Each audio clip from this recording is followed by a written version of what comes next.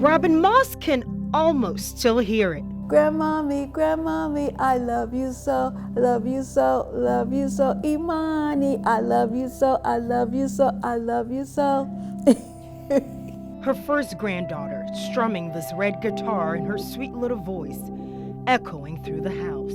So we just made up songs all the time. It's one of the many memories Robin and Imani Moss made together. And today it's all flashing back. She was juicy, my juicy jaw baby. Years later, that well-fed baby would die at the hands of her stepmother, beaten and starved to death. And from a child juicy like that to bony like my finger. Sometimes I just sit and go through all of these and cry. Robin blames Imani's killer, but she's also one of several families currently suing DFCS, the Georgia Division of Family and Children's Services, for negligence and wrongful death. I called DFCS. DFCS knew about her case, and they did nothing about it. Imani's case forced a series of changes at DFCS to try to make kids safer. But 6 years, millions of dollars, and 3 new agency directors later, the reveal has uncovered records showing 2 out of every 5 caseworkers have violated agency policy, potentially putting kids in danger. Between January 2013 and August 2018, out of roughly 1,900 caseworkers, more than 800 were disciplined. Some were minor policy violations, but about 14% of the caseworkers falsified a record or lied about checking in on a child in DFCS custody, and 42% were negligent and inefficient in performing their assigned duties. Are you kidding me? Are you kidding me? Ashley Wilcott is the former director of the Office of the Child Advocate, an oversight office for DFCS. You call this data frightening. Why? What kind of people take on a job that specifically is designed to help children, to protect children, and then don't go visit a child, or falsify documents, or don't keep their records? The basics, those things to me, I cannot comprehend. The records also show in at least 2 cases like this one, the caseworker's action resulted in a child death. Prosecutors have argued Imani Moss, Layla Daniels, and several other children who've died in DFCS care would also be alive had caseworkers done their jobs properly. I want to be clear. On November the 2nd, did you undress Layla? No, ma'am. So if Layla had bruises on her body, would you have seen them? No, ma'am.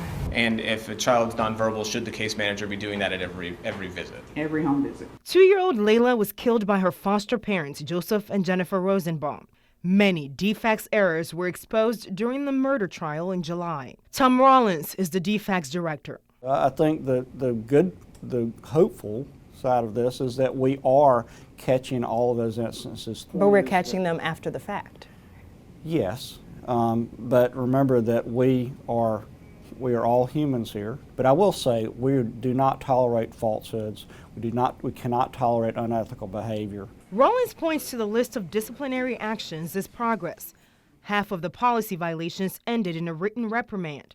A third of the caseworkers were fired. Yeah, they stepped in, let's see, after she was murdered, and they said this and they said that, but what about before time? So you didn't step in. It's too late to step in when a child is gone. In the last 4 years, the turnover rate for DFCS workers has decreased from 39% to 34%. The average caseload has gone from as high as 100 to 19. The agency has increased pay and hired more people. So things are changing in terms of resources that are coming from taxpayers, but these problems still persist. I don't believe anybody should promise that overnight we will solve this problem. This is going to be an ongoing issue. Rollins says as the new head of the agency, his focus is on changing the culture. And with that, he hopes he can cut down on the bad acts. It can be stressful, but we're doing everything we can to make those frontline workers know that they are the most important part of our work because they're the ones who are touching those families every day. It's too late for both Layla and Imani. Imani's ashes still sit on her grandmother's mantle. I will not let anybody put her in the ground right now because she's been tortured. When I'm ready, I'll release it over a mountain or something so she can be free. But Robin hopes the slow wheels of change doesn't make a victim out of another child whose only hope for safety might be in DFCS. I don't want to see another death for a child. I just don't want to see another child